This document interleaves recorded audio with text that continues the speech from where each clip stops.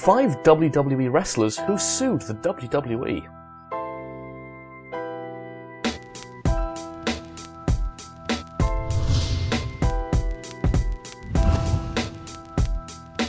Number 5. Raven. Back in the days of ECW, Raven was one of the biggest names out there. Noticeable for his long-time feud with Tommy Dreamer, Raven, along with former colleague Chris Kanyon and colleague Michael Sanders, attempted to sue World Wrestling Entertainment for cheating them out of healthcare and other benefits. However, Raven and his colleagues failed to win their case after a federal judge in Stamford, Connecticut, dismissed the case. In a 2010 interview, Levy explained how the case was dismissed due to the statute of limitations running out.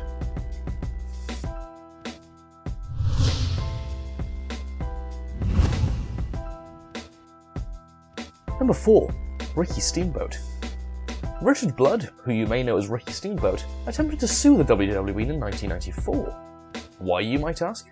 Was it because of his intercontinental title loss to the Honky Tonk Man? No, it was something a bit sillier than that. Steamboat felt that he was owed more money from VHS sales. I guess you could say he wanted more blood money.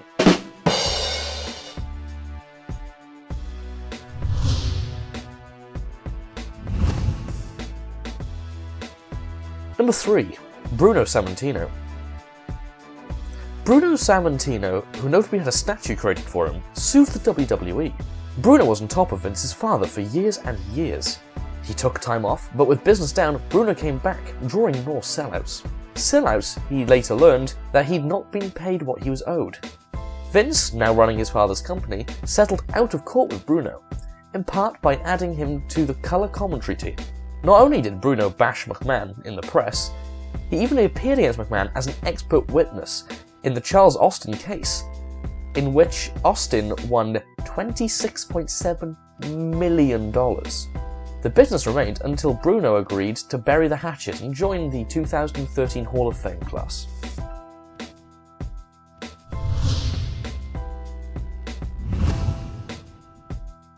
Number 2. Ultimate Warrior.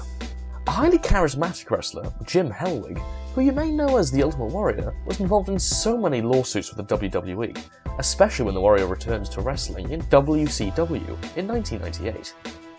After leaving the company several times on bad terms, Hellwig tried to change his name legally to Warrior in 1993. After that disaster, Warrior disappeared until 2005 when WWE revived him in the 2005 DVD The Self-Destruction of the Ultimate Warrior, which resulted in the Warrior suing WWE for libel. With the case dismissed in 2009, Warrior went AWOL again until WWE brought him back for his 2014 induction in the Hall of Fame. This was followed by an appearance on Live Monday Night Raw, just a day before he passed away from a heart attack.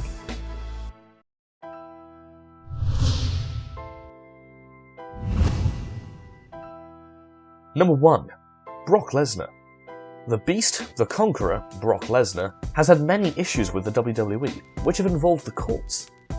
Lesnar hated the WWE lifestyle and wanted out of his contract in spring 2004.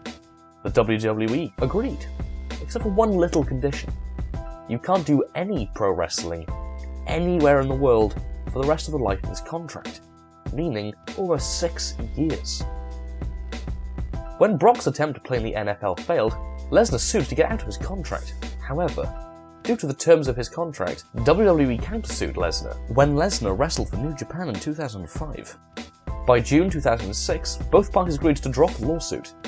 As a result, Lesnar competed in the UFC Octagon in 2008, and then subsequently came back to the WWE part-time in 2012, with full pay.